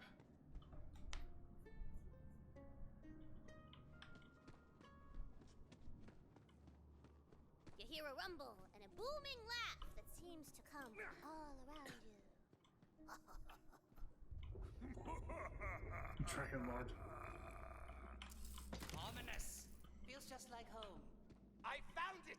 A tomb inside of a crypt! The perfect hiding place. I am coming, my dark master! He's gonna resurrect the Dragon Lord. That's the exact opposite of what we want.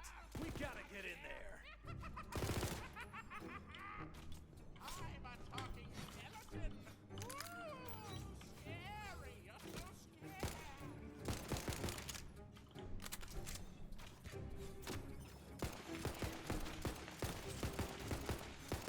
I've seen where you're headed.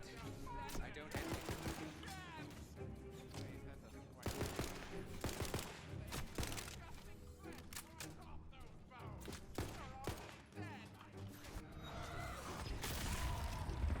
At last, another voice. Fire, violence.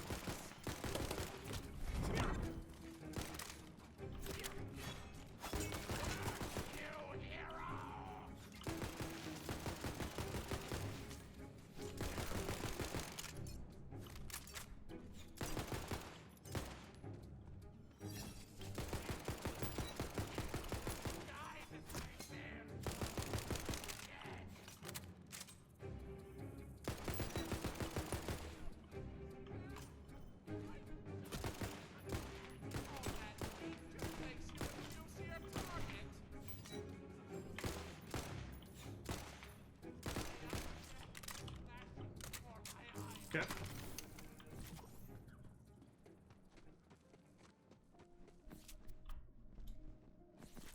The waystone glows. You feel its magic within your chest, within your mind, within your soul. It asks a question. Who are you? I am a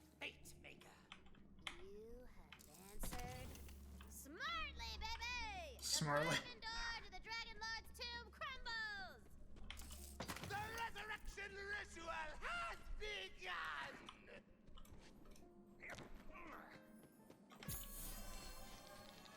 You feel luckier, Mamacita.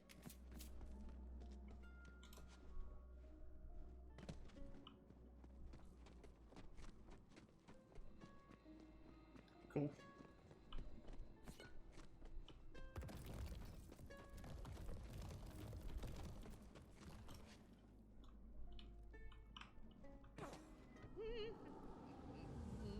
The hell? Oh, Tiny Tina. Boss fight! I got a special figurine for this guy. 1 second. Rising before you is one of the Dragon Lord's most loyal undead soldiers. It's Emilar. Ah, okay. Roll for initiative. Most evil. Tremble before Ribula! I'm not trembling. I'm trembling. Kick his ass, Louie.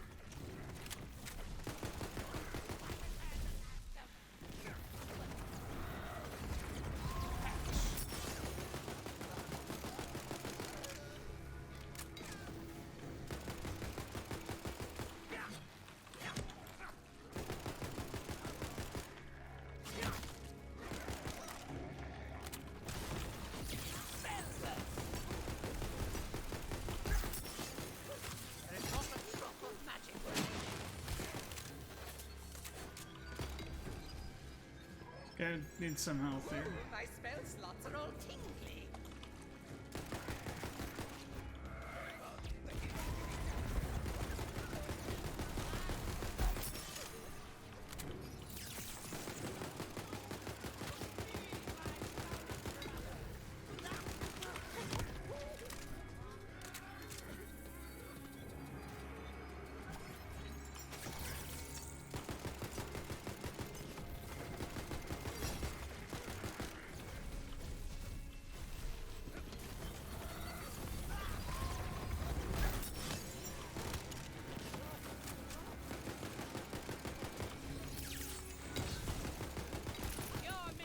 Oh, loot explosion. There's still time. You can seal the Dragon Lord away before he escapes. Nah, I need to pick my stuff up here.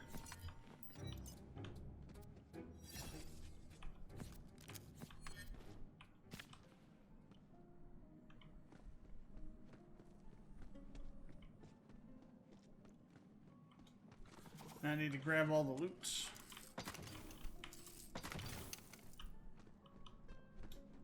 We gotta do this the proper way here. Gotta do all the searching. Alright, now we can do the thing.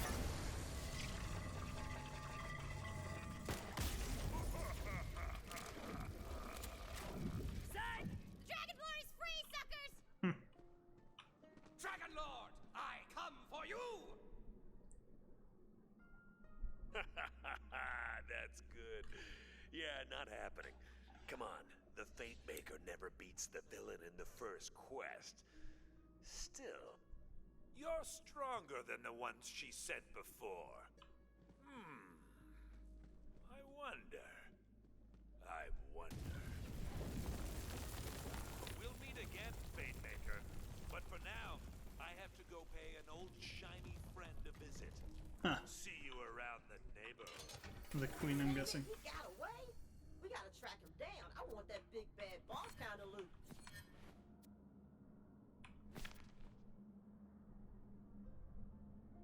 Green spine of the osprey.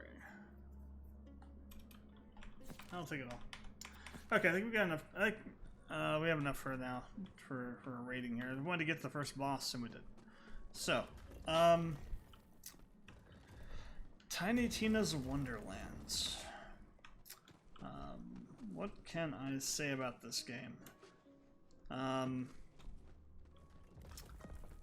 Huge, massive, crazy Borderlands vibes to this game. Obviously, it's a spin-off, so not surprising. But for the style of game it is and the way it opens up, there's a lot more Borderlands in this game than you would think. We've got bloody guns for God's sake. That makes it seem like you're just gonna use crossbows, basically, but no, there's actual guns. All the game systems from Borderlands are here in this. They're kind of renamed and retooled a little bit. So there's nothing insanely new and groundbreaking here. The control scheme is okay. It controls like your average Borderlands game. It's probably the same engine as Borderlands 3, to be honest. So it's, you know, the control, the aiming, the shooting, all that stuff is good. FPS is a little bit not stable-ish, but I mean, it's, you know, never gonna get stable FPS in a first-person shooter game in the modern era, unless it's like hyper crazy optimized, which they never are. So you're always gonna have some frame timing issues. It isn't insane though. It's not an insane amount. It's not really noticeable. But it is there. It is perceptible. I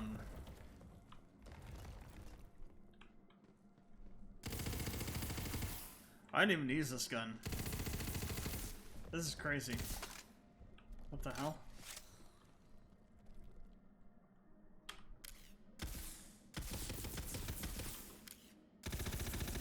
It's like it fires out a spread.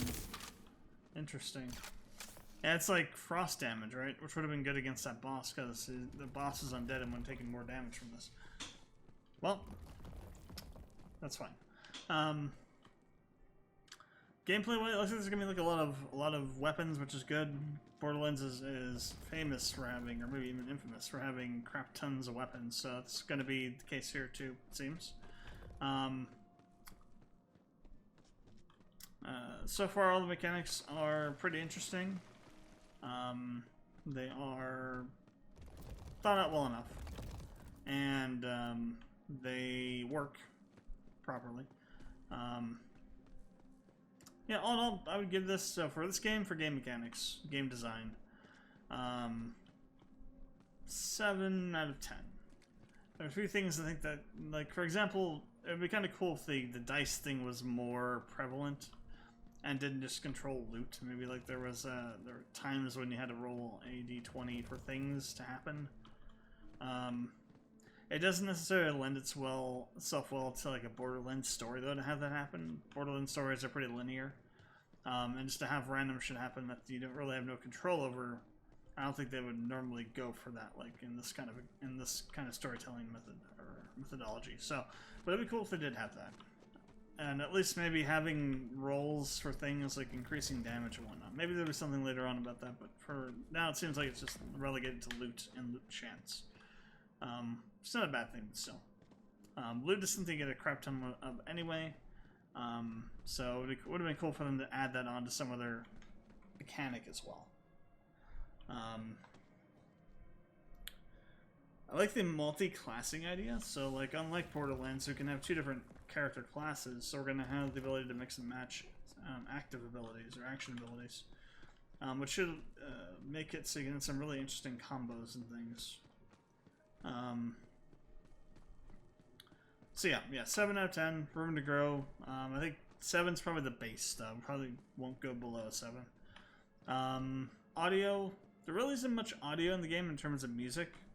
The background music is kind of relegated to fights and cutscenes and boss fights. There's much ambient background music. It's there, but it's not very impressive for the moment, anyway. Sound effects are pretty good. Gun sounds sound reasonable. The voice acting is okay. Yeah, that's what you would expect from a Borderlands game, basically. Or I should say from a Gearbox game. Let's get down to the real heart of it there. So it's okay. So overall, audio, sound design, give this game a 6 out of 10. Could be a lot better. Room to grow, room to go lower. General kind of Gearbox rating on that sort of thing. Gearbox doesn't normally have very good audio design, in my opinion. Art design. So art design is, things look pretty good. They did a really good job of getting rid of the Borderlands aesthetic in terms of like the post-apocalyptic kind of technology look, and it looks like an actual fantasy world, so that's good. Looks like it should. Aside from the weapons, the weapon, you know, this gun is obviously patently not fantasy, but that's fine.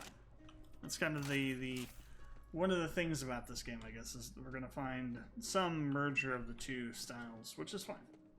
It adds a little bit of uniqueness, because I mean, what other fantasy D&D kind of sort of like based game do you have guns in? Not many, I would wager to guess. So that's cool. I like the classes, or well, I guess that's more for the.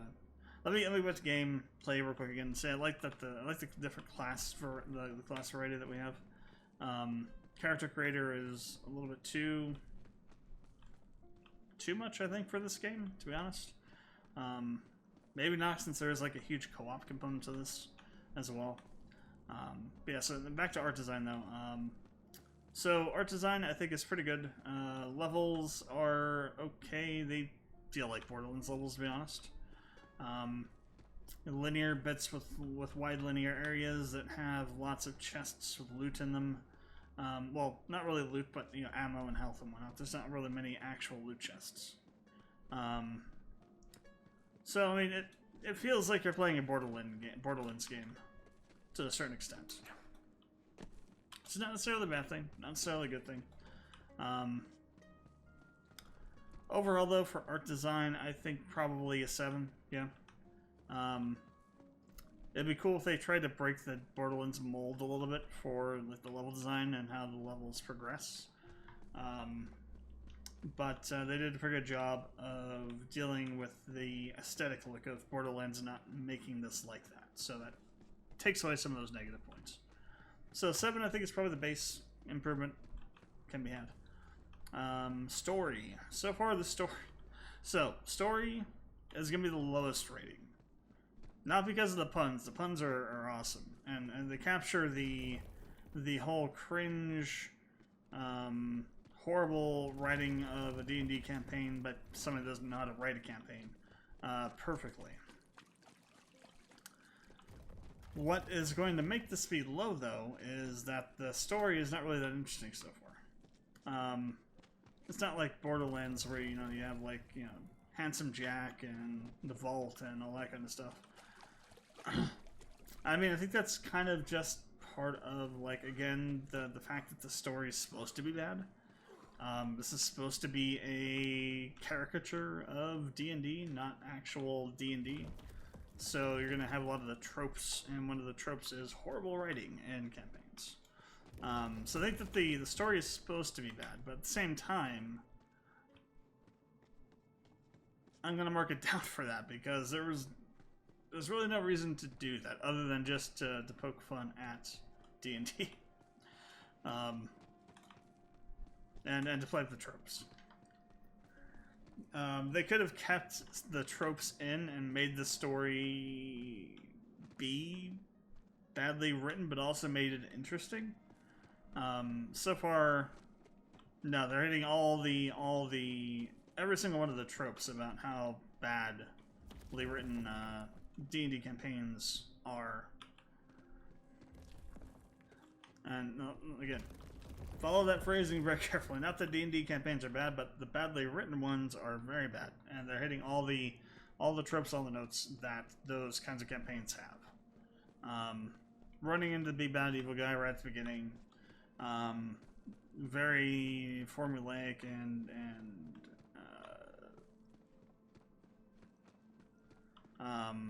anticipatable story progression. They could have done those things, but made the story a lot more interesting. It is possible to have both those things be true at the same time. It takes a talented writer, which, as we've seen from Borderlands 3, the writers at Gearbox might not be so. Borderlands 3's story was horrifyingly bad. Horrifyingly bad.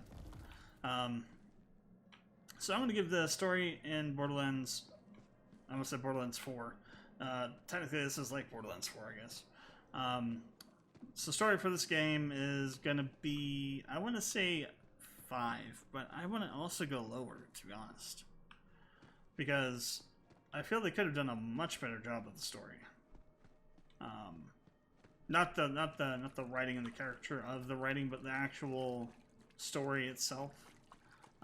They could have introduced some kind of more compelling thing than just like a generic D&D sort of, oh, you're the what do they call it? The Fate Maker. You gotta take out this guy.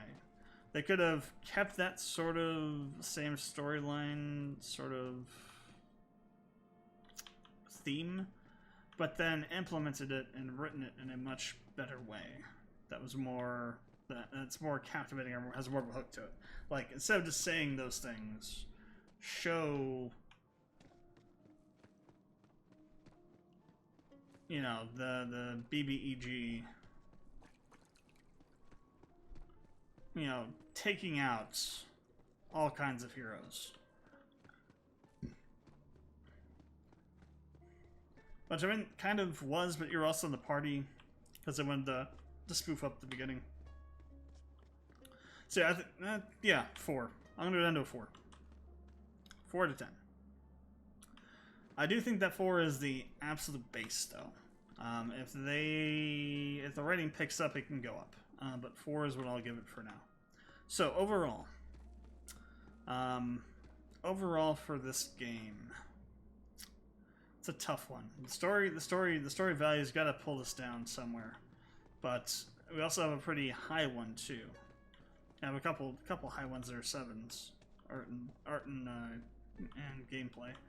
Then we had the 5 for audio and the 4 for story. So it kind of pulls everything up and down at the same time. So let's give this game a 5.5 out of 10 so far. There is promise.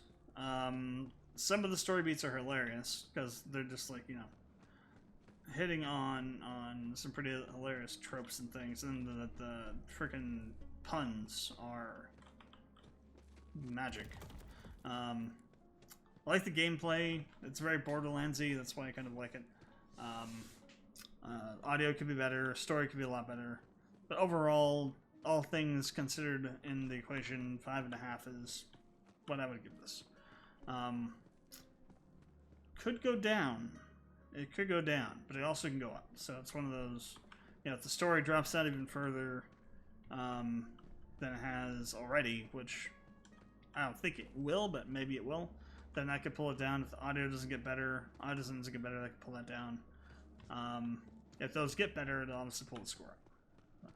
But 5.5 for now. Cool. So thanks for watching. Comments, questions, leave them below. We will be, what's this? Prophecy. We will be doing, I think we're going to check out KOF. We haven't done a fighting game yet in this series, so we're going to check out KOF 14, 15, whatever the last KOF game was. I think it was 15, for the next one of these. And, see what all the buzz is about. I did watch all the character reveal trailers and stuff, so I'm not going into that one entirely blind, but at the same time, it is a new KOF game. There are new mechanics, and we really need to get a fighting game into this season, so we'll probably have 3.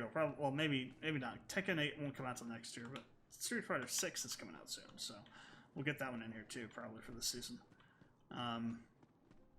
So yeah, that'll be the next one we'll do. Episode number 13 will be KOF 15, and we'll go from there. But yeah, thanks for watching, and I will catch you guys for the next one of these, or any other videos that you end up going to watch after this one. And till then, this is LMP Games. I will catch you guys later.